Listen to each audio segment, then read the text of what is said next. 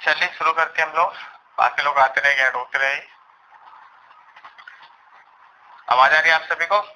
Yes sir. Yes sir. चलिए ठीक है। कल हम बात करते हैं type of materials on the basis of magnetization. चुंबकत्व के आधार पर जो मेटल होते हैं उनकी प्रकार की बात कर रहे थे। चुंबकत्व के आधार पर आपके मेटल 3 टाइप के होते हैं। एक होते हैं आपके डायमैग्नेटिक मटेरियल, दूसरे आपके पैरा और तीसरे आपके फेरो। इनकी कैसा प्रॉपर्टी थी हमने लास्ट लेक्चर में डिस्कस किया था। ठीक है, एक बार वो रिवाइज कर लेते हैं। ठीक है, तो कुछ प्रॉपर्टी की बात करेंगे और उनको देखेंगे किस मेटल में किस तरह की होती है। ठीक है, तो सबसे पहली बात आती है कि जब आप मेटेरियल को मैग्नेटिक फील्ड में लाते हो तो क्या होता है। In case of diamagnetic material क्या होता है सर वो अलाइन हो जाती है उसके परपेंडिकुलर डायरेक्शन में मैग्नेटिक फील्ड के। आप यदि डायमैग्नेटिक मटेरियल किसी मैग्नेटिक फील्ड में रखते हो तो वो आपके मैग्नेटाइज हो जाते हैं मैग्नेटिक फील्ड की अपोजिट डायरेक्शन में। सर प्रतिकर्षित हो जाते हैं। हाँ, प्रतिकर्षित रिपेल हो जाते हैं। और पैरामैग्नेटिक मटेरियल, पैरामैग्नेटिक मटेरियल आपके मैग्नेटिक फील्ड की डायरेक्शन में आकर्षित हो जाते हैं, मैग्नेटाइज हो जाते हैं in the direction of magnetic field. और फेरो स्ट्रांगली मैग्नेटाइज हो जाते हैं मैग्नेटिक फील्ड की डायरेक्शन में। ठीक है,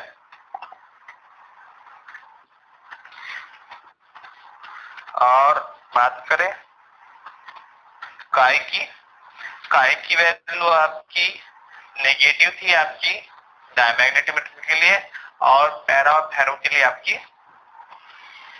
कितनी होती है, positive. Mu r less than 1 in case of diamagnetic material और mu r is positive in case of para and ferromagnetic material. Effect of temperature, diamagnetic material पर टेम्परेचर का इफेक्ट नहीं पड़ता। ठीक है, लेकिन जो आपके पैरा और फेरोमैग्नेटिक मटेरियल है उनके काई पर आपका टेम्परेचर का इफेक्ट पड़ता है।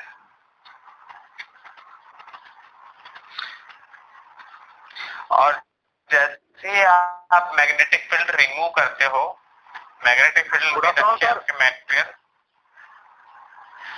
जैसे आप मैग्नेटिक फील्ड को रिमूव करते हो तो क्या होता है, in case of diamagnetic material जो मैग्नेटाइजेशन है वो तुरंत लॉस्ट हो जाता है, खत्म हो जाता है। In case of para magnetisation खत्म हो जाता है, लॉस्ट हो जाता है। लेकिन जो आपका फेरोमैग्नेटिक मटेरियल होता है उसमें आपका मैग्नेटाइजेशन खत्म नहीं होता।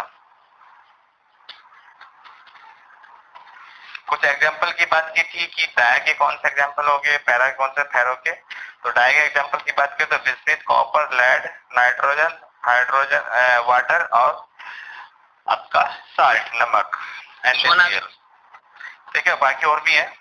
ओके, और पैरा की बात करें एल्यूमिनियम, सोडियम, कैल्शियम, ऑक्सीजन और कैल्शियम कॉपर क्लोराइड। फेरो की बात करें तो आपका आयरन, निकल, कोबाल्ट, फेरिक, Fe2O3 और एलिनिको। तो ये कुछ एग्जांपल थे आपके डाया, पैरा और फेरोमैग्नेटिक मटेरियल के। ठीक है, अब ऐसा होता क्यों है, क्यों डायमैग्नेटिक मटेरियल आपके मैग्नेटिक फील्ड की अपोजिट डायरेक्शन में मैग्नेटाइज होते हैं, क्यों आपके पैरा और फेरोमैग्नेटिक फील्ड की डायरेक्शन में मैग्नेटाइज होते हैं। इसकी एक्सप्लेनेशन हम करेंगे on the base of atomic model, जो कहलाता है atomic model of magnetization. Magnetization गुण कहां से आता है आपके मेटल में।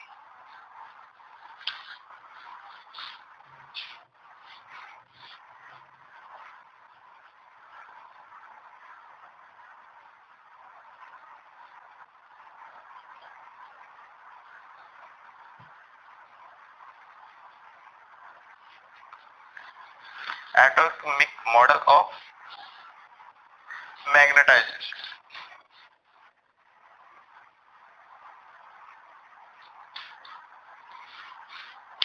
ठीक है, एटम क्या होता है, आपके पास एटम होता है जिसमें आपका एक न्यूक्लियाई होगा और इलेक्ट्रॉन उसके चारों ओर चक्कर लगाते हैं, यही तो एटॉमिक मॉडल। ये आपका न्यूक्लियाई है जिसमें आपके न्यूट्रॉन एंड प्रोटॉन है और इलेक्ट्रॉन क्या है आपके उसके चारों ओर चक्कर लगा रहे हैं, यही तो होता है एटॉमिक मॉडल। Yes sir.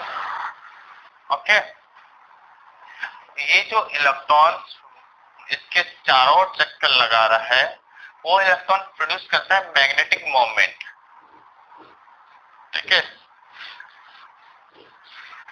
मान लेते हैं इलेक्ट्रॉन जो आपका चक्कर लगा रहा है इस ऑर्बिट में जिसकी रेडियस आपकी स्मॉल r है और v वेलोसिटी से चक्कर लगा रहा है आपका।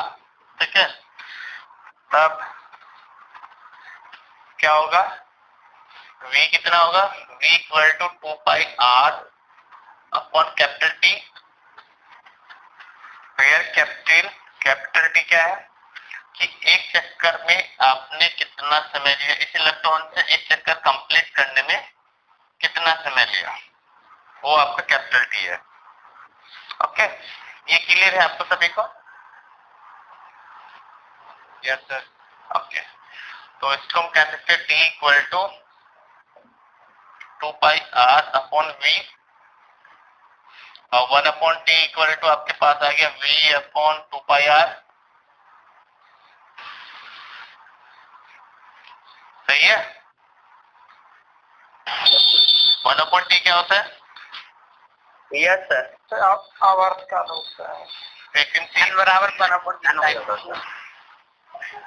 फ्रीक्वेंसी होती है ना। Yes sir.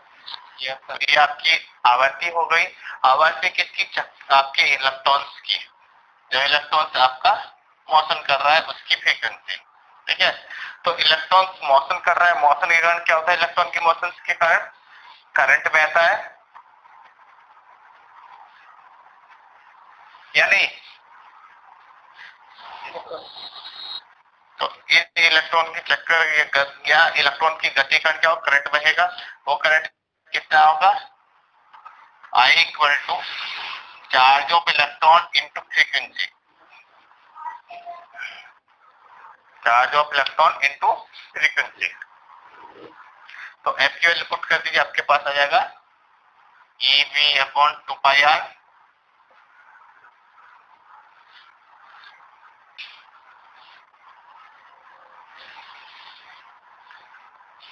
यहाँ तक क्लियर है सभी को? Yes sir. ओके, ठीक है, आगे बढ़ते हैं। क्या होगा, इस करंट के कारण क्या होगा, मोमेंटम जनरेट होगा और वो मोमेंटम आपका होता है I into a, I into a. अब हियर क्या है, ए क्या है, ए आपका उस करंट लूप का एरिया। ठीक है, क्लियर है? आई और ए की वैल्यू पुट करेंगे, आई इक्वल टू, ये माइक किसका होने भाई, A equal to pi r square.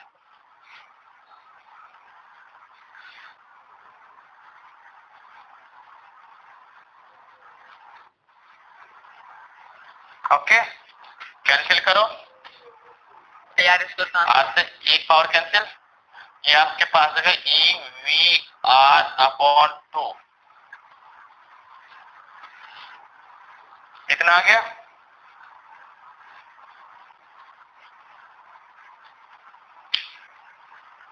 Clear है यहाँ तक? हमने क्या किया, मास ऑफ इलेक्ट्रॉन से मल्टीप्लाई कर दिया, मास ऑफ इलेक्ट्रॉन से डिवाइड कर दिया, तो क्या हो गया, E upon 2m E MEVR। MVR क्या होता है भाई?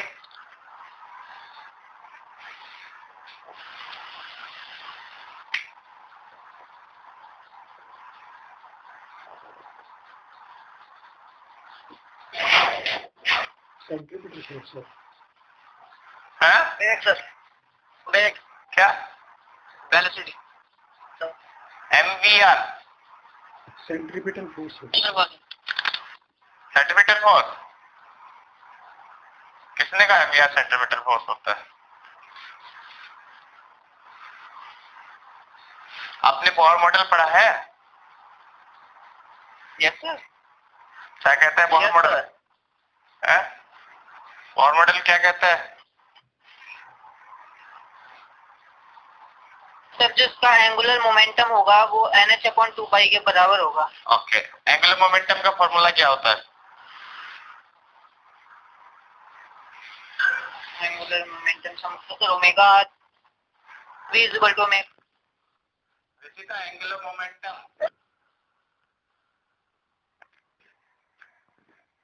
m equal to e upon 2 angular momentum L। MVR है जो है आपका एंगुलर मोमेंटम है। क्या डेफिनेशन थी एंगुलर मोमेंटम की? Moment of linear momentum P into R।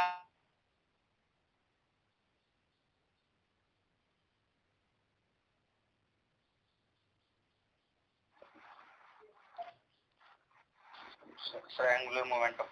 Okay, तो ये क्वांटिटी MVR क्या है आपका एंगुलर मोमेंटम। और अकॉर्डिंग टू बोहर मॉडल जो L होगा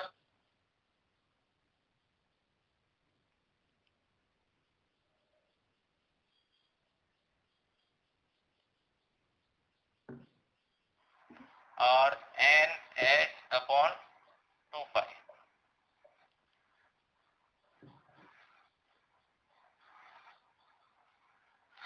बोहर मॉडल कहता है कि इलेक्ट्रॉन क्या होते हैं सभी कक्षाओं में चक्कर नहीं लगाते हैं, ओनली उन्हीं कक्षाओं में चक्कर लगाते हैं जिसमें उसका एंगुलर मोमेंटम क्या होता है? H क्रॉस का इंटीग्रल मल्टीपल या कर लीजिए H/2π का इंटीग्रल मल्टीपल। ओके, तो क्या होता है जो आपका इलेक्ट्रॉन मूव कर रहा है इस न्यूक्लियाई के चारों ओर वो आपका मैग्नेटिक मोमेंटम प्रोड्यूस करता है।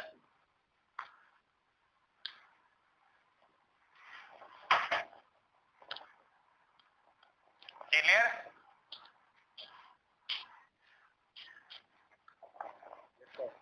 और इस मैग्नेटिक मोमेंटम के कारण ही आपके जो मेटल है वो मैग्नेटिक फील्ड में रखने के बाद मैग्नेटाइज होते हैं, उनमें चुंबकता उन इसी मैग्नेटिक मोमेंटम के आता है।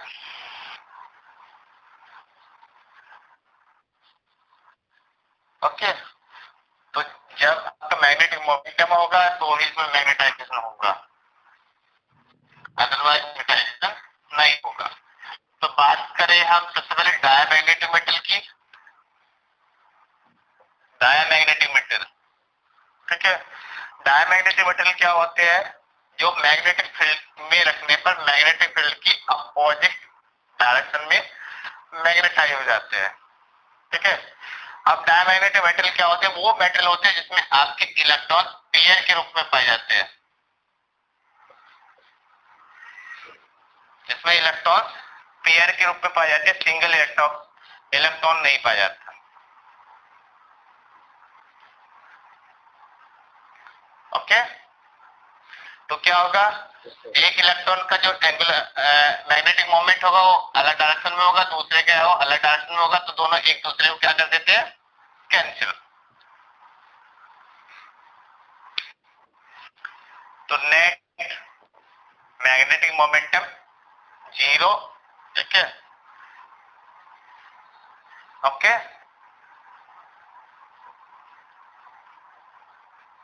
Yes sir.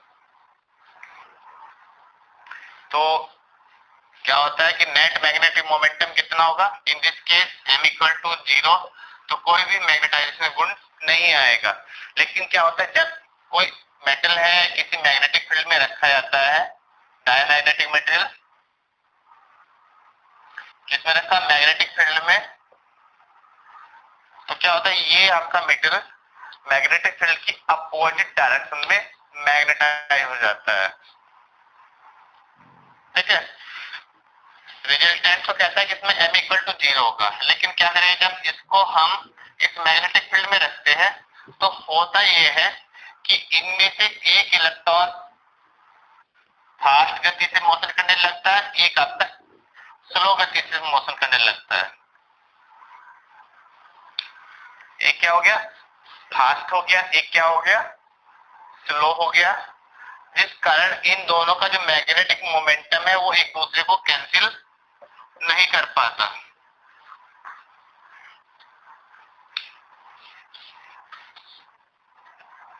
इसके कारण मैग्नेटिक मोमेंटम एक दूसरे को कैंसिल नहीं कर पाता और इससे आपका मैग्नेटिक मोमेंटम जनरेट हो जाता है और ये मैग्नेटिक मोमेंटम आपका जो जनरेट हुआ वो मैग्नेटिक फील्ड की अपोजिट डायरेक्शन में जनरेट होता है। इस कारण आपके डायमैग्नेटिक मटेरियल मैग्नेटिक फील्ड की अपोजिट डायरेक्शन में मैग्नेटाइज हो जाते हैं।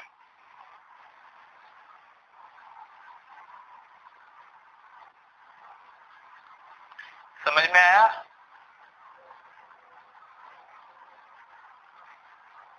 Hello, yes sir. Yes sir.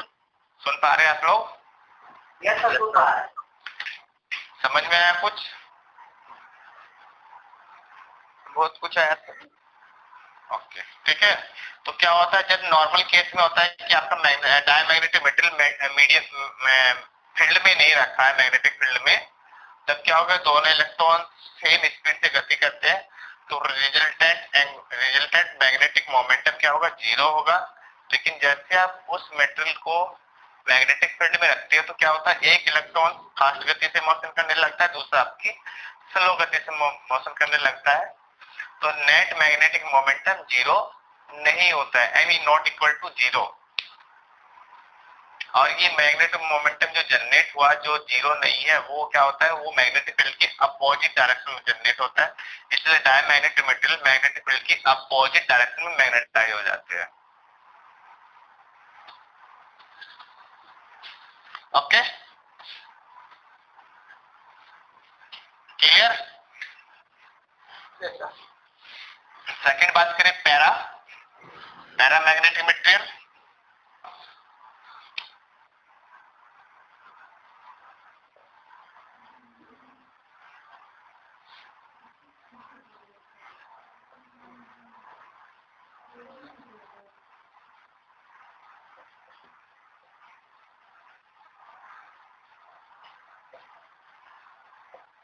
अरे कितना लंबा चैप्टर है वो, बाकी आज लास्ट है। कुछ नोट्स मैंने भेजे थे आज ग्रुप में, पीडीएफ बना के देखिए आप लोगों ने। एसीडीसी सर का थोड़ा सा डिटेल बता दें क्योंकि बाकी तो आपको पढ़ना है खुद, और ये कुछ टॉपिक थोड़ा सा उससे पहले है बस। पैरामैग्नेटिक मटेरियल क्या होते हैं? आपको कौन बोला सर? हैं?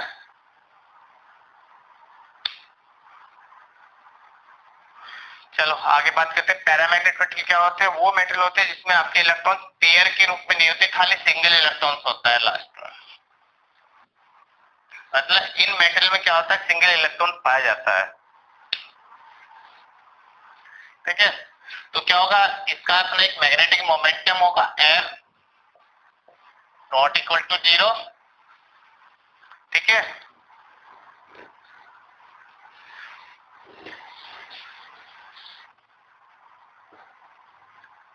यहां तक क्लियर है सभी को? Yes sir. पैरा में क्या होगा, आपके पास जो मटेरियल है पैरामैग्नेटिक मटेरियल, उसमें क्या होता है, इलेक्ट्रॉन पेयर के रूप में नहीं पाए जाते, सिंगल रूप में पाए जाते हैं।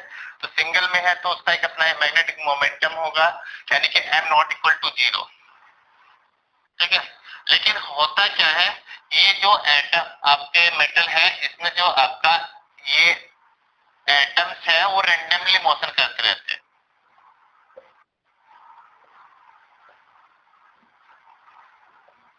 कोई किधर कोई किधर कोई किधर।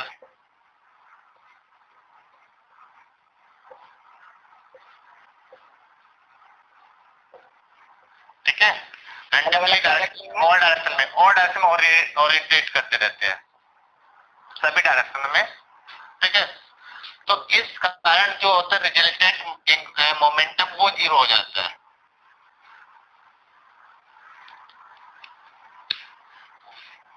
सारे एक दूसरे को कैंसिल कर देते होंगे कैसे करके, ठीक है। तो नेट मैग्नेटिक मोमेंटम कितना हो गया, 0, क्योंकि ये रैंडम डायरेक्शन में मोशन करते हैं, ठीक है। लेकिन जब इसको किसी मैग्नेटिक फील्ड में रखते हैं, इस मेटल को मान लें किसी मैग्नेटिक फील्ड में रखेंगे, तो क्या होगा, ये सारे इलेक्ट्रॉन अलाइन हो जाते हैं एक डायरेक्शन में।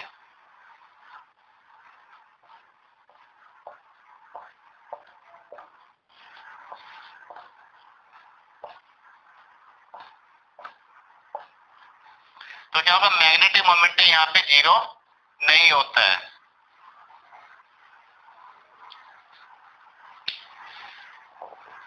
जैसे आपने इसको किसी मैग्नेटिक फील्ड में रखा, here B इक्वल टू 0, यहाँ पे कोई मैग्नेटिक फील्ड में नहीं रखा था, ठीक है।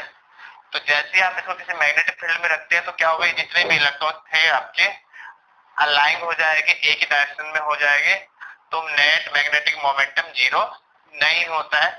और इस मोमेंटम के कारण ये आपका मेटल मैग्नेटाइज हो जाता है, और ये मोमेंटम आपका मैग्नेटिक फील्ड की डायरेक्शन में करता है, कार्य करता है, तो इसलिए ये मेटल आपका मैग्नेटिक फील्ड की डायरेक्शन में आपका मैग्नेटाइज हो जाता है।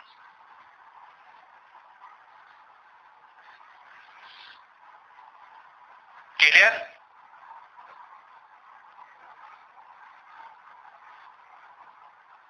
यस सर, ठीक है। तीसरा था आपका फेरो।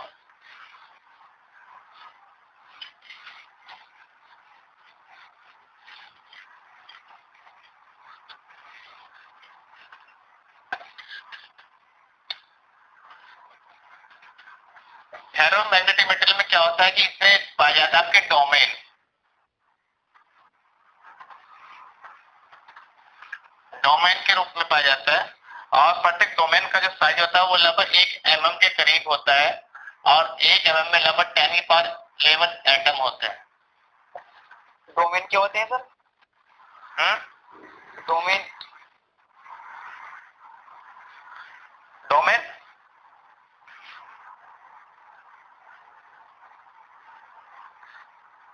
डोमेन जो आपके फेरोमैग्नेटिक मेटल में पाया जाता है,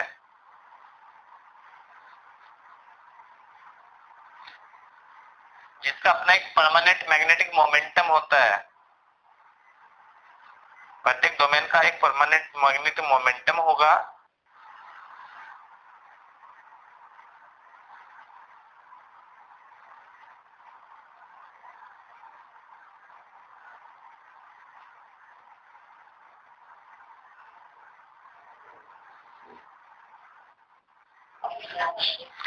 सर होता क्या है, प्रत्येक एटम इंटरेक्ट करता है दूसरे को, एक दूसरे को अपनी ओर आकर्षित करता है, ठीक है।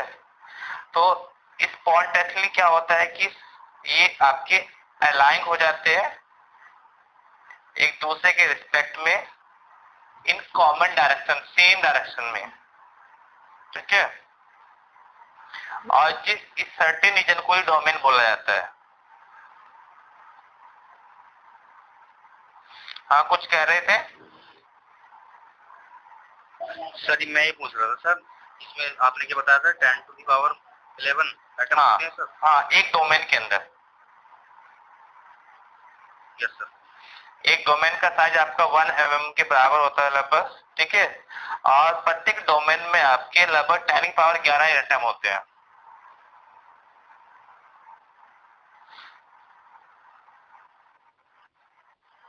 और प्रत्येक डोमेन का एक नेट मैग्नेटिक मोमेंटम होगा, जिसके कारण आपकी उसमें मैग्नेटाइजेशन गुण पाया जाता है, ठीक है। लेकिन क्या होता है कि जब आपका मैग्नेटिक फील्ड 0 है,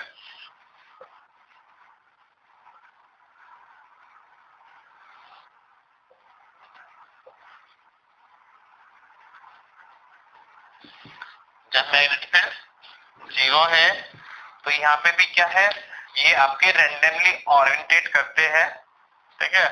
और रैंडमली ओरिएंटेट करने के कारण यहाँ पे जो उसका नेट मैग्नेटिक मोमेंटम है वो क्या हो जाता है, 0।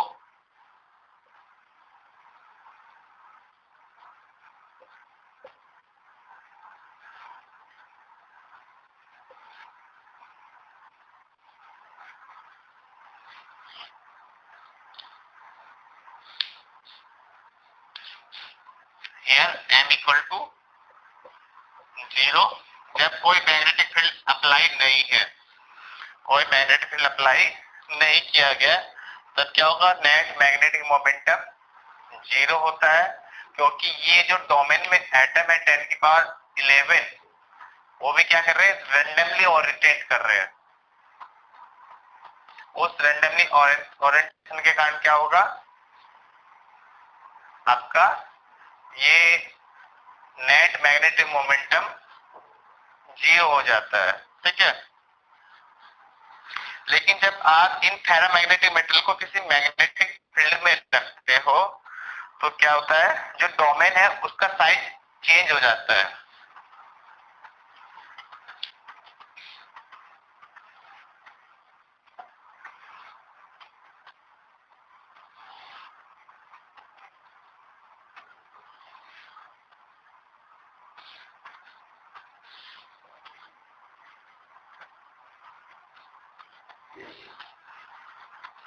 डोमेन का साइज क्या हो गया, चेंज हो गया, ठीक है।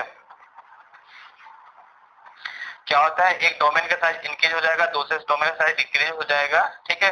जिसको बोलते हैं डिस्प्लेसमेंट ऑफ डोमेन बाउंड्री। जो डोमेन्स की बाउंड्री है वो क्या हो गई, डिस्प्लेस हो गई, विस्थापित हो गई, ठीक है।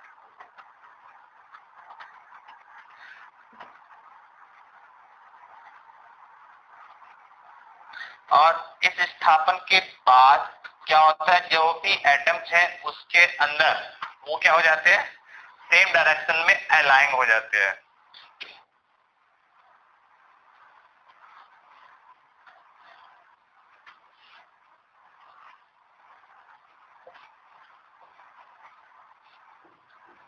Third case, here b not equal to 0 और at here b not equal to 0 and not equal to 0।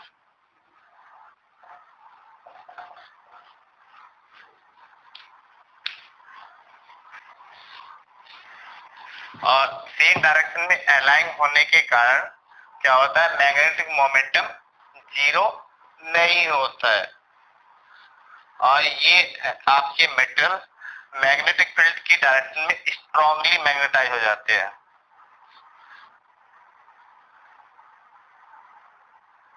क्योंकि यहाँ पे नंबर ऑफ इलेक्ट्रॉन्स बहुत अधिक है, एक डोमेन में 10 पर 11 इलेक्ट्रॉन में एटम है।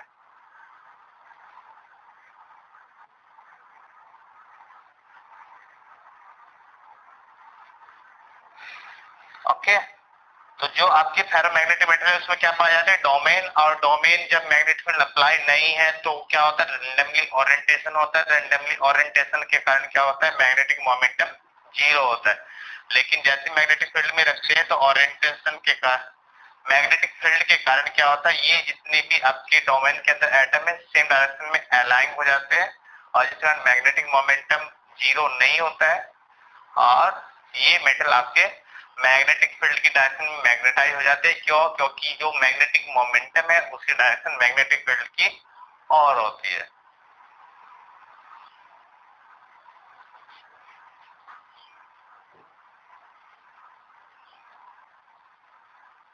Okay,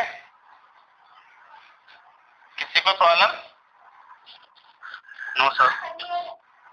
and this is called rotation of domain.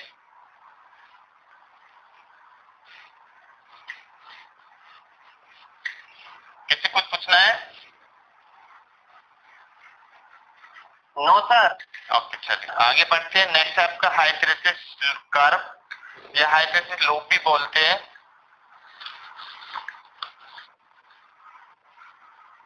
लिए कहते हैं क्या सर इसे हिंदी में? कैपिलरी लूप, हाँ।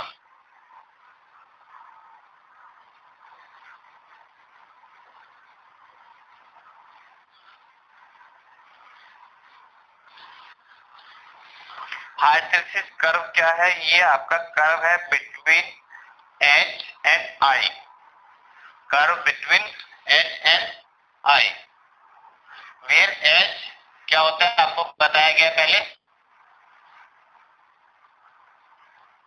सर चुंबकीय क्षेत्र की तीव्रता होता है। ओके, H क्या है, चुंबकीय क्षेत्र की तीव्रता, intensity of magnetic field, yes sir.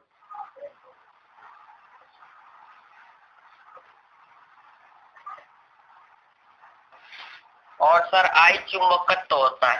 आई क्या है? इंटेंसिटी ऑफ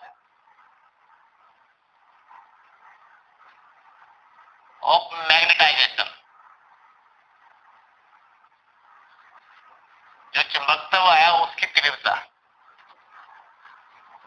ओके, तो हाइस्टेरेसिस जो लोब है आपका, जो सेटिले लोब है, वो है आपका एच एंड आई के बीच में खींचा गया कर्व। देखते हैं कि कैसे कैसे एच के वेरी करने पर आई वेरी करता है।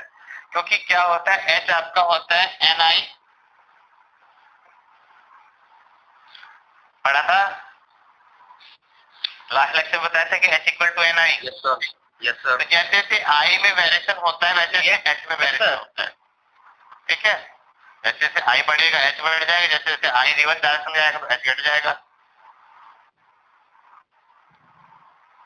ओके, तो जब आपका I इक्वल टू 0 है तब देखते हैं कोई भी मैग्नेटाइजेशन नहीं होता, यानी कि H equal to 0 and I equal to 0, that is origin point O।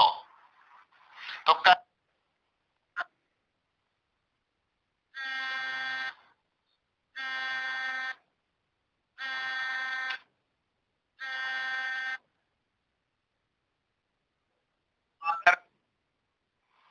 ठीक है, तो देखते हैं कि H के बढ़ाने पर I में क्या चेंज आता है।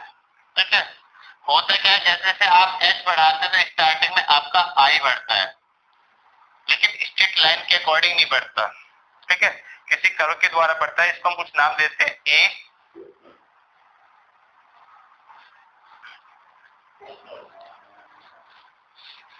ठीक है। क्या हुआ, हमने H को बढ़ाया, H को बढ़ाते गए तो क्या हुआ, आपका I भी बढ़ता गया। क्लियर? Yes sir. कि जैसे जैसे आपने मैग्नेट फील्ड की इंटेंसिटी बढ़ाई वैसे वैसे क्या मैग्नेटाइजिंग गुण आता गया, जो आपका मेटेरियल चुंबकत्व का गुण उसमें आता गया। ठीक है, लेकिन एक टाइम क्या होगा कि आपका जो मेटेरियल है पूर्ण रूप से मैग्नेटाइज हो जाएगा, पूर्ण रूप से मैग्नेटाइज हो जाएगा। उसके बाद आप H चाहे कितना भी बढ़ा दो उसके कोई इफेक्ट नहीं पड़ने वाला। तो जो पॉइंट ए है वहां पे क्या हो जाएगा, आपका मेटेरियल पूर्ण रूप से मैग्नेटाइज हो जाएगा, यानी कि I की मैक्सिमम वैल्यू होगी ये I मैक्सिमम।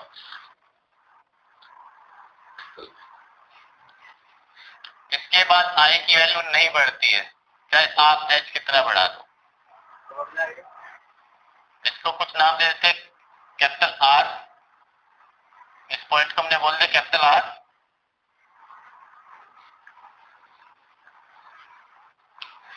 ठीक है, अब आप चाहे H को कितना बढ़ाते जाओ आगे की ओर, कितना ही ले जाओ, लेकिन आपका I इस वैल्यू से ऊपर नहीं जाएगा।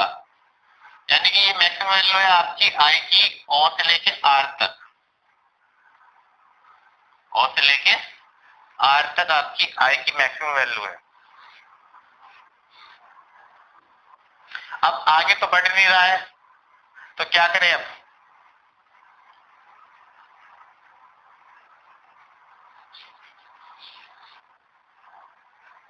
भाई क्या करेंगे अब, आप H को बढ़ाते जा रहे हो, I पे कोई इफेक्ट पड़ ही नहीं रहा, तो क्या करेंगे अब हम, H को रिड्यूस अब करेंगे। रिड्यूस करेंगे। फिर हम क्या करते हैं, H को रिड्यूस करते हैं, कम करते हैं। ठीक है, तब कम करने पे क्या होता है कि ये जो आपका मैग्नेटाइजेशन का गुण है वो आपका वापस इसी पद से वापस नहीं आता है।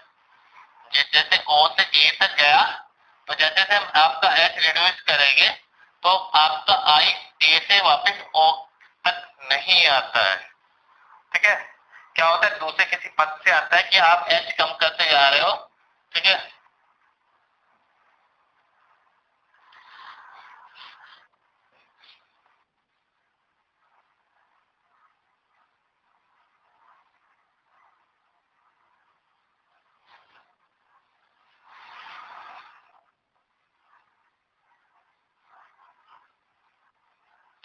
वापस दूसरे किसी पथ से आएगा, ए से बी, ठीक है।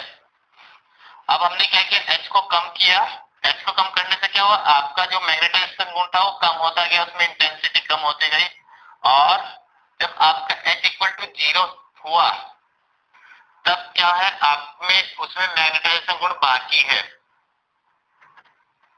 कितना, ओबी, आई की वैल्यू आपकी ओबी बची हुई है, कब, जब एच इक्वल टू 0 है।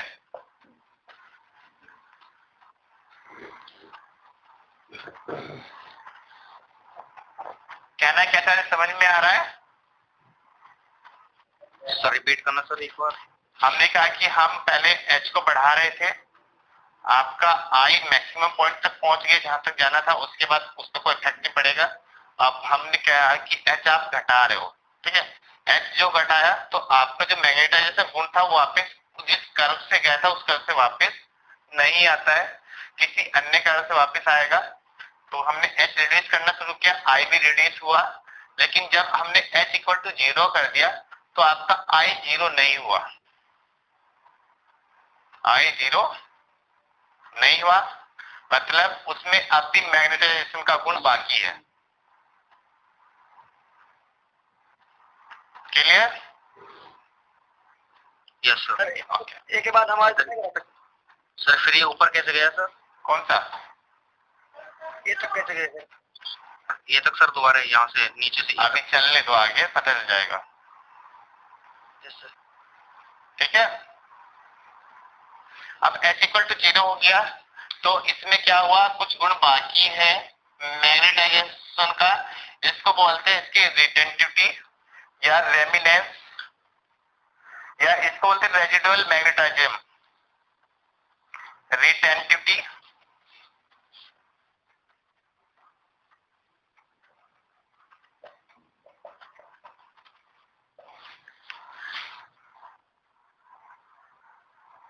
रिटेंटिविटी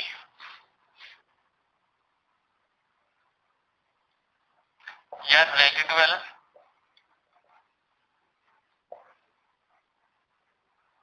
मैग्नेटाइजेशन, या बोलते हैं रेमिनेंस।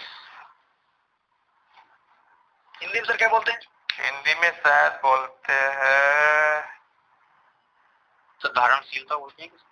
धारण, एक तो धारणशीलता होता है, दूसरा क्या होता है, दो वर्ड होते हैं, जो कोरेसिविटी कहलाता है, कोरेसिविटी, उसको बोलते हैं शायद धारणशीलता,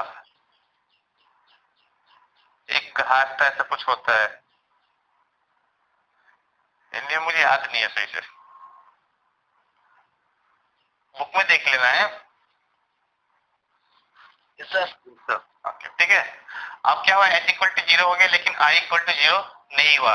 उसके बाद हमने क्या किया, करंट की डायरेक्शन चेंज की। करंट की डायरेक्शन चेंज करने से मतलब क्या हुआ, एच आपका अपोजिट हो गया, यानी कि निगेटिव डायरेक्शन में चला गया। अब क्या हुआ, एच निगेटिव में जा रहे हैं, ठीक है। तो फिर क्या हुआ, आपकी इंटेंसिटी कम होती गई, जिसको हम बोल देते हैं सी। तो आपका मैग्नेटाइजेशन इस पाथ से आया बीसी से, ठीक है। जब आपका एच कुछ नेगेटिव वैल्यू था, एच इक्वल टू कुछ नेगेटिव वैल्यू था, तब आपकी आई 0 हो गई।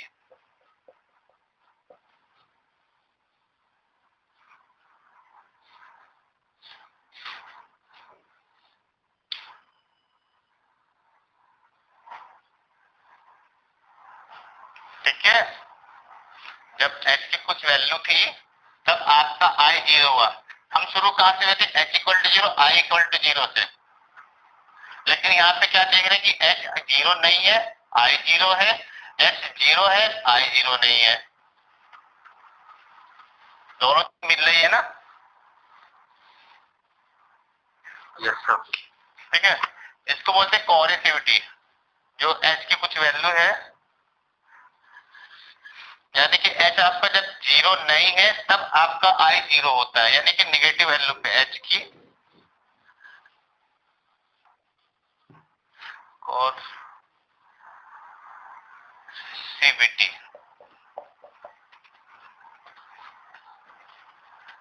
जो H की वैल्यू यहाँ पे है, इसको बोलते कोरिजिविटी।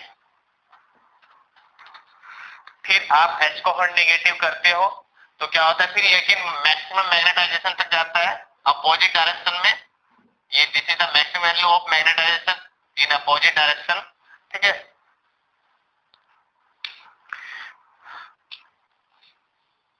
ओके, आप H कम माइनस अपोजिट डायरेक्शन में बढ़ाते गए, तब क्या हुआ, फिर अगेन पीक वैल्यू मिल गई आपको मैग्नेटाइजेशन की हेयर।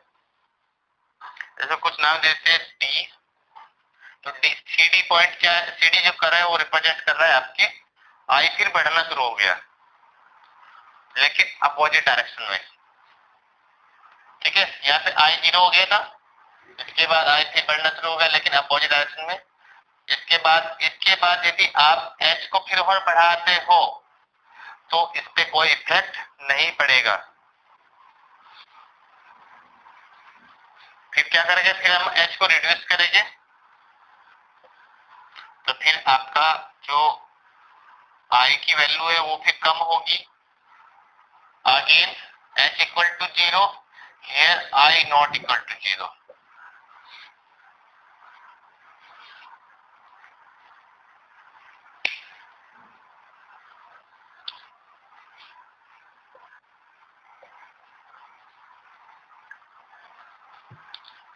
फिर हम H इक्वल टू 0 से आगे को बढ़ेंगे, तब वापस आपकी इंटेंसिटी फिर बढ़नी शुरू होगी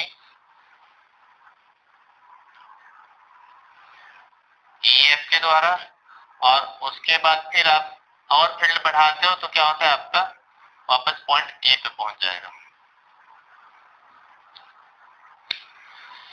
तो जो कर्व बना आपका A से लेके कहां तक, वापस A तक, यानी कि A B C D E F A, A B C D E F A, ये कर्व आपका कहलाता है हाइस्थेरेसिस कर्व, सेटिल्ले लूप।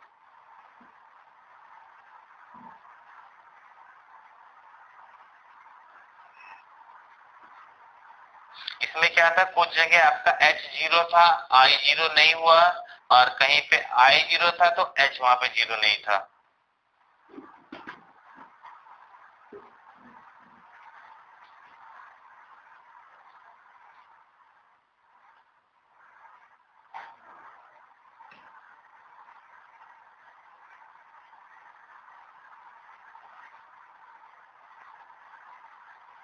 और इस क्रम में एक चीज हो रहा है कि हमने देखा कि जैसे जैसे आपका H जा रहा है, आपका I उसी के साथ साथ उसके पीछे पीछे चल रहा है, ठीक है। जैसे हम H बढ़े तो आपका I भी बढ़ रहा है, उसके बाद आप H को इस डायरेक्शन में जाते हो तो I भी आपका इसी डायरेक्शन में आता है, कम होते आता है, तो H के पीछे आपका I चल रहा है, I behind H।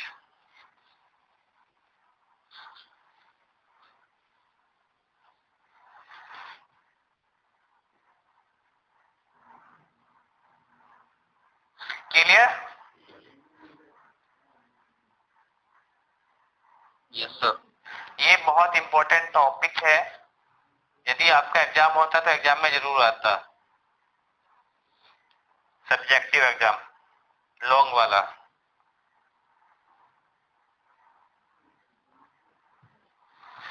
Importance of hysteresis loop.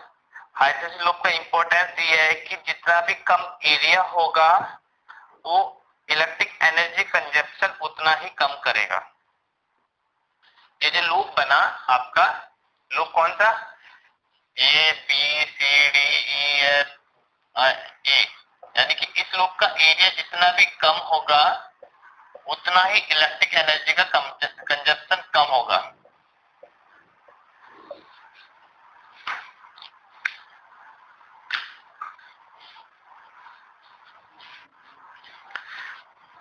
तो इस लूप की सहायता से हम पता करते हैं कि आपको परमानेंट मैग्नेट बनाने के लिए कौन सा मेटेरियल चाहिए और टेम्परेरी मैग्नेट बनाने के लिए कौन सा मेटेरियल चाहिए, ठीक है। तो टेम्परेरी मैग्नेट बनाने के लिए हम उन मेटल का यूज करते हैं जिनके लिए एनर्जी कंजप्शन कम हो। सर जी इसका प्रैक्टिकल भी होगा। हाँ प्रैक्टिकल होता है यहाँ।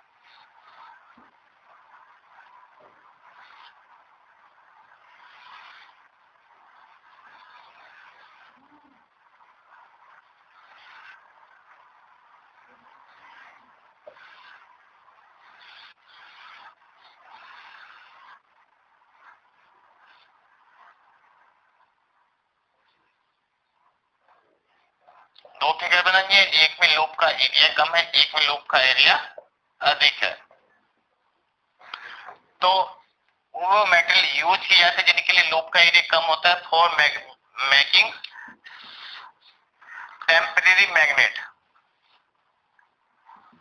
यदि आपको टेम्परेरी मैग्नेट बनाने हैं अस्थायी चुंबक, तो आप उन मेटल का यूज करते हो जिनके लिए ये कर्व का क्षेत्रफल कम होता है। Okay clear? जैसे फॉर एग्जांपल आप जो सॉफ्ट आयरन यूज होता है वो टेम्परेरी मैग्नेट बनाने के लिए यूज होता है।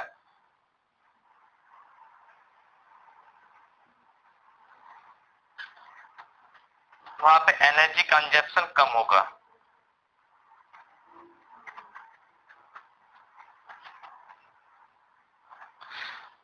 और ये जो आपके टेम्परेरी मैग्नेट होते हैं ये आपके जल्दी से मैग्नेटाइज हो जाते हैं और जल्दी से डीमैग्नेटाइजेशन होता है। सर इनका प्रयोग मोटर और जनरेटर में किया जाता है, लेकिन परमानेंट क्यों नहीं किया जाता? मैग्नेट का यूज वहां क्यों नहीं किया जाता? अधिक मैग्नेटिक फील्ड चाहिए ना तुरंत। Okay sir. तो सर परमानेंट मैग्नेट का फिक्स रहेगा मैग्नेटिक फील्ड, इसलिए सर। हाँ वेरी नहीं करता ओके सर। और ज्यादा फास्ट नहीं होता। और जो आपका जिनके लिए एरिया अधिक होगा वो एनर्जी कंजप्शन अधिक होगा, और इसलिए जो परमानेंट मैग्नेट बनाने के लिए मेटेरियल यूज होते हैं वो ऐसे मेटेरियल यूज होते हैं जिनके लिए एरिया अधिक हो इस हाइड्रोसिस लूप का। जैसे hard iron, for example steel. Steel का यूज परमानेंट मैग्नेट बनाने के लिए होता है और सॉफ्ट आयरन का यूज आपके टेम्परेरी मैग्नेट बनाने के लिए यूज होता है। क्लियर? तो इसमें दो फिनोमेना हो रही, एक मैग्नेटाइजेशन दूसरा डीमैग्नेटाइजेशन। जो ऊपर वाला पोर्शन है वो मैग्नेटाइजेशन शो कर रहा है, नीचे वाला पोर्शन डीमैग्नेटाइजेशन को शो कर रहा है। डीमैग्नेटाइजेशन का मतलब है रिवर्स डायरेक्शन में मैग्नेटाइजेशन। पहले मैग्नेटाइज हुआ उसके बाद फिर वो उसमें से मैग्नेटाइजेशन गुण गायब हुआ।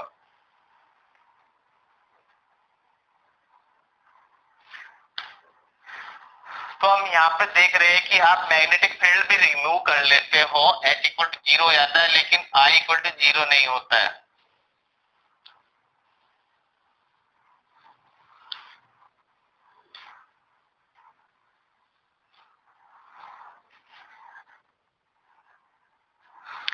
कुछ पीडीएफ मैंने भेजी थी आज, सबने देखी? Yes sir. ओके उसमें कुछ कुछ एप्लीकेशन है आपकी इस पूरे चैप्टर की। AC electric generator, DC electric generator और तीसरा था आपका डीसी मोटर।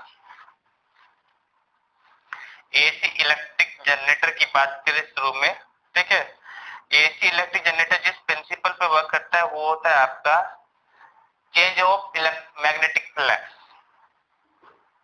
क्योंकि change of magnetic flux produce आपका इंडक्टेड इलेक्ट्रिक करंट प्रोड्यूस करता है। और जो आपकी एसी जनरेटर होता है वो क्या होता है, वो आपका मैकेनिकल एनर्जी को इलेक्ट्रिक एनर्जी में कन्वर्ट करता है। यानी कि मैकेनिकल एनर्जी से इलेक्ट्रिक एनर्जी बनाता है। और इलेक्ट्रिक एनर्जी कब आएगी? जब आई जनरेट होगा, करंट बहेगा, तभी तो इलेक्ट्रिक एनर्जी आएगी। Yes sir. तो आपका एसी इलेक्ट्रिक जनरेटर जिस प्रिंसिपल पे वर्क करता है वो होता है कि आपका यदि फ्लक्स चेंज हो रहा है मैग्नेटिक फ्लक्स, और तो हमने थोड़े कुछ पीछे कुछ लेक्चर में पढ़ा था कि चेंजिंग मैग्नेटिक फ्लक्स प्रोड्यूस करता है आपका इलेक्ट्रिक करंट, और जिस करंट को बोलते हैं हम induced electric current.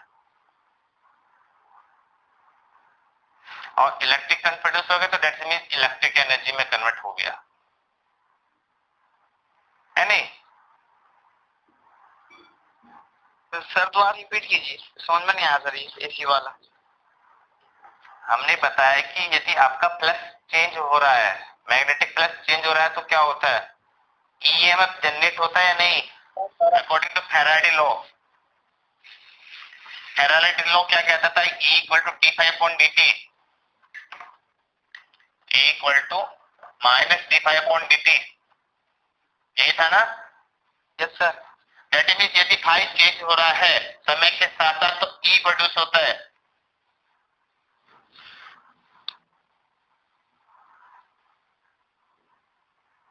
Clear? Clear और सर। यदि E है तो I भी होगा या नहीं? Yes sir. सीधी सी बात है, बस यही तो प्रिंसिपल है कि आपको मैग्नेटिक फ्लक्स को क्या करना है, वेरी कराना है, चेंज करना है, तब जाके आपका आई जनरेट होगा। आई जनरेट होने का मतलब है आपका इलेक्ट्रिक एनर्जी में कन्वर्ट होगी मैकेनिकल एनर्जी।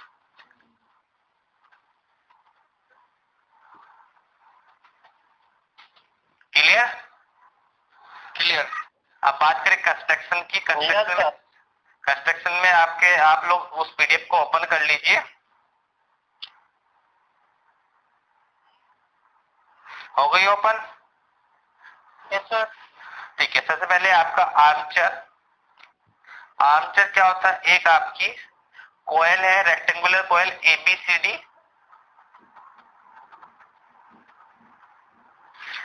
जो आपकी एक आयरन कोर से बनी है, और यहाँ पे क्या है, इस रेक्टेंगुलर कोयल के क्या है, एक से अधिक चक्कर है,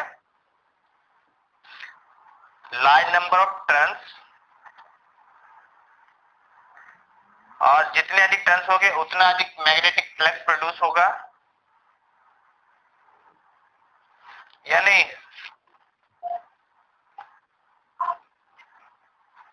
सर। क्योंकि जितने अधिक टर्न्स होंगे उतना ही अधिक मैग्नेटिक फील्ड होगा, और जितना अधिक मैग्नेटिक फील्ड होगा उतना ही अधिक हाई होगा आपका। सेकंड पार्ट है मैग्नेट। आपके क्या है, मैग्नेट लगी है, एक नॉर्थ पोल दूसरा साउथ पोल, जो उस रेक्टेंगुलर कॉइल के दोनों साइड है और रेडियल फॉर्म में है। जो उसके पोल बने वो रेडियल है, लीनियर नहीं है।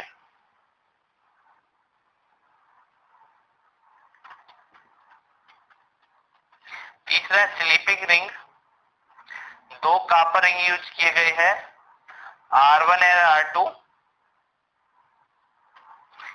जो कॉइल के एंड पे अटैच है, कॉइल ABCD के एंड पे अटैच, जो फिगर में दिख रहा है कौन सा रिंग किस एंड से अटैच है।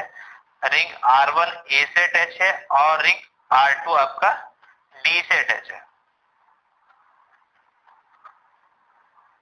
और उसके साथ साथ ये रिंग आपके ब्रश से अटैच है, B1 और B2 से। दो कार्बन ब्रश यूज किए गए, B1 और B2,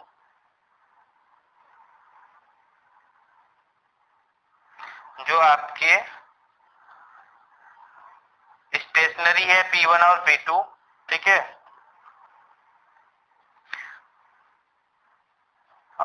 और कांटेक्ट किए हुए रिंग को आपके रिंग के साथ, जो रिंग है आपके R1 R2 के साथ कनेक्ट है।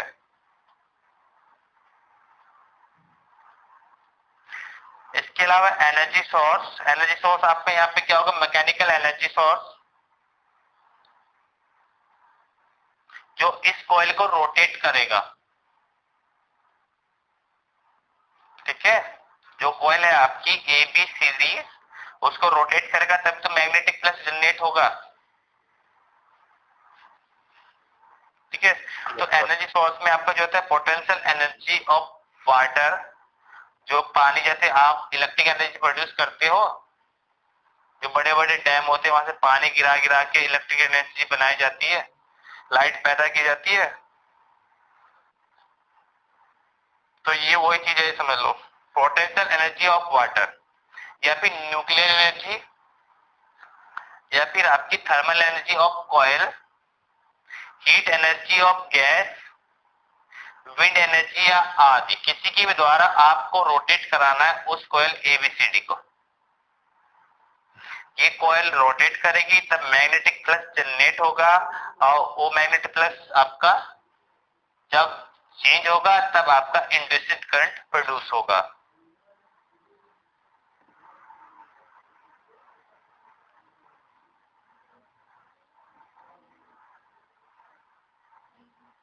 बात करें वर्किंग की, तो सबसे पहले आप रोटेट कराते हो उस रेक्टेंगुलर कॉइल एबीसीडी को,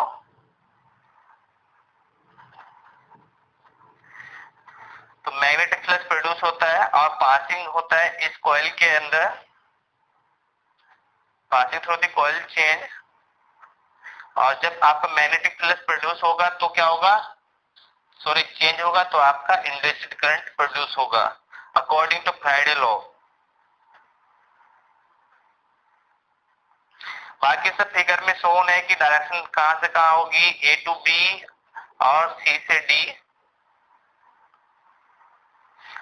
और जो करंट बहेगी वो लेफ्ट से राइट को बहेगी।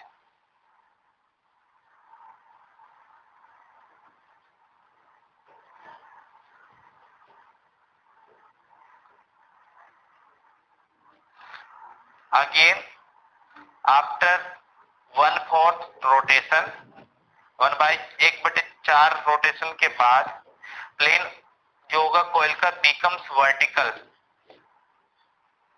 अभी क्या था, हॉरिजॉन्टल पोजीशन में था पहले, तब उसके वर्टिकल पोजीशन में हो जाएगा। मान लीजिए क्या था, प्लेन आपका ये था ए बी सी डी, ठीक है। वर्टिकल की बात करें तो अब क्या हो जाएगा, ये ऊपर आ जाएगा सी डी वाला इधर और ए बी इधर।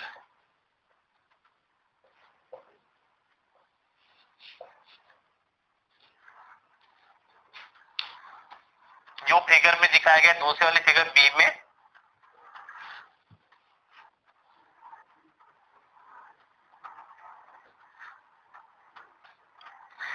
तब क्या होगा, फ्लक्स चेंज होगा, फ्लक्स चेंज होने के कारण इंड्यूस्ड करंट फ्लो करेगा, और अब जो करंट की डायरेक्शन होगी वो राइट टू लेफ्ट होगी।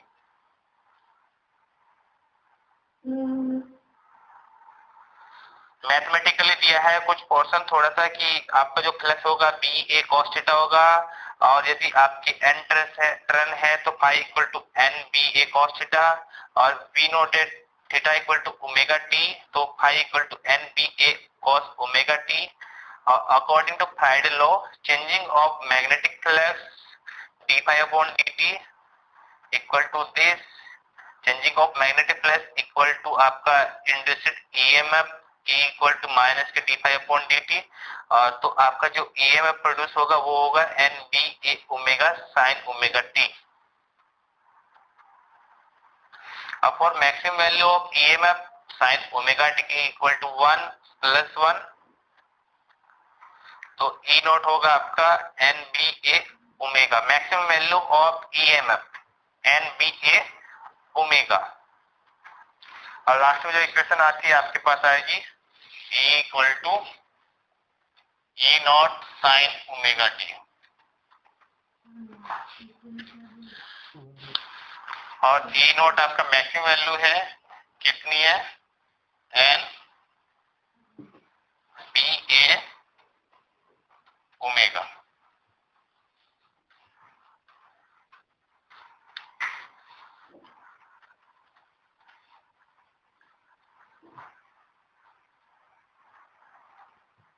एक कर्व दिखाया गया है कि कैसे कैसे आपका ई वेरी कर रहा है आपका थीटा के साथ, यानी कि ओमेगा टी के साथ।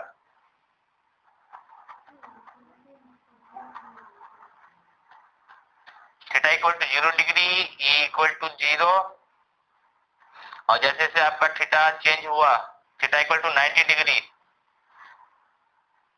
यानी कि जो आपका करंट रेक्टेंगल लूप थी उसका एंगल चेंज हुआ, तब आपको मैक्सिमम ईएफ मिला कितना, ई नॉट। फिर अगेन जब आप रोटेशन चेंज करते हो, ठीक है, तब आपका ईएमएफ प्रोड्यूस होगा, फिर चेंज करोगे तो ईएमएफ बढ़ेगा अपोजिट डायरेक्शन में। This is the alternative current इसलिए इसको बोलते हैं AC electric generator. AC electric generator जो फिगर दिए कर्व दिखाया गया वो एसी करंट का है।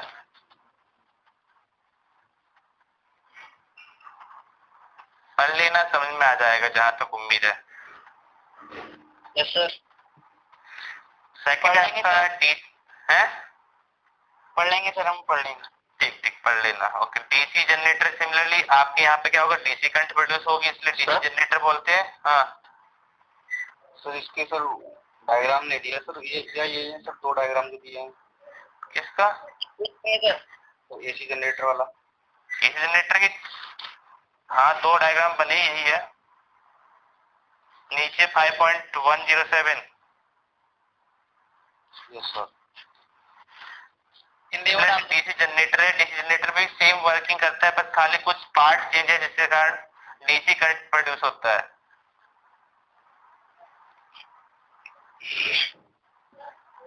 और लास्ट में डीसी मोटर। मोटर का काम क्या होता है, इलेक्ट्रिक एनर्जी को मैकेनिकल एनर्जी में कन्वर्ट करना। और मैकेनिकल एनर्जी में कैसे कन्वर्ट होगा, टाउ प्रोड्यूस होगा तो टाउ प्रोड्यूस होगा तो मैकेनिकल एनर्जी प्रोड्यूस होगी, रोटेट हो जाएगा। रोटेशन के लिए टाउ चाहिए, और टाउ कैसे जनरेट होता है, due to the coil rotation. और जो हमने पीछे बात की थी जब हम कॉइल की बात कर रहे थे, यदि किसी कॉइल में आपका इलेक्ट्रिक करंट बह रहा है तो टाउ जनरेट होता है। बस उसी प्रिंसिपल पे आपकी डीसी मोटर वर्क करती है। Okay yes sir. पढ़ लेना, शायद समझ में आ जाएगा। वैसे ऑब्जेक्टिव आपका होना है, एग्जाम तो इससे बड़े बड़े टॉपिक आएंगे भी नहीं। सर एसी करंट खतरनाक होती, डीसी डीसी खतरनाक होता है। सर ये डीसी क्या होता है? डीसी में आपका करंट लगातार बहता रहता है, वो कभी भी जीरो ड्रॉप नहीं करता।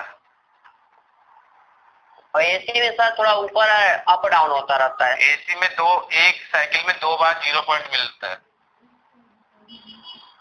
क्योंकि पॉजिटिव से निगेटिव डायरेक्शन में जाता है एसी आपका।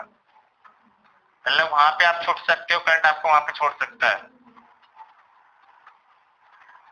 लेकिन डीसी करंट इतनी आसानी से पकड़ता भी नहीं है, करंट लगता भी नहीं है। जो पावर हाउस से आती है लाइट, वो तो एसी करंट होती है ना?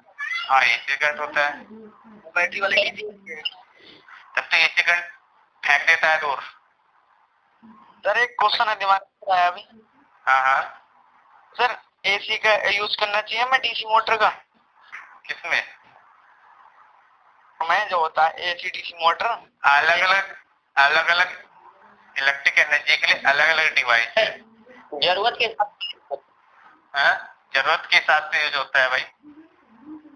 कहीं पे आपको अल्टरनेटिव करंट चाहिए, कहीं पे आपको डायरेक्ट करंट चाहिए। जैसे जनरेटर से सॉरी आपके घरों में इन्वर्टर लगा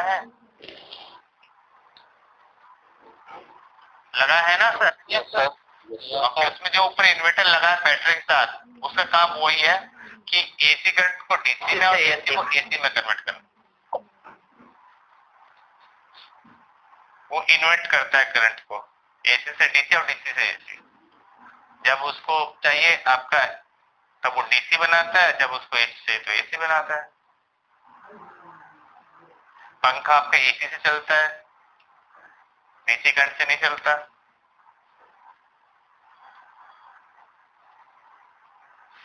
एसी करंट में अधिक पावर होती है,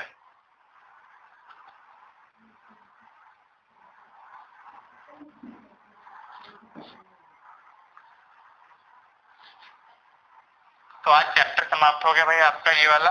एक बहुत लंबा चैप्टर था जो पूरे जून चला। अब एक चैप्टर बचा है खाली, सेमीकंडक्टर फिजिक्स, वो कल से बात करेंगे। वो भी काफी लंबा चैप्टर है, लेकिन शायद खत्म हो जाए 5-6 दिन में। वो इतना टाइम नहीं लेगा जितना इसने लिया, क्योंकि वो थ्योरेटिकल चैप्टर ज्यादा है। इसके डाउट पूछ लेंगे सर? इस वाले चैप्टर के डाउट? हाँ कोई भी डाउट हो तो पूछ लेना व्हाट्सएप ग्रुप में। Okay okay sir. Thank you. Thank you sir. Thank you sir, नमस्ते। ओके, नमस्ते।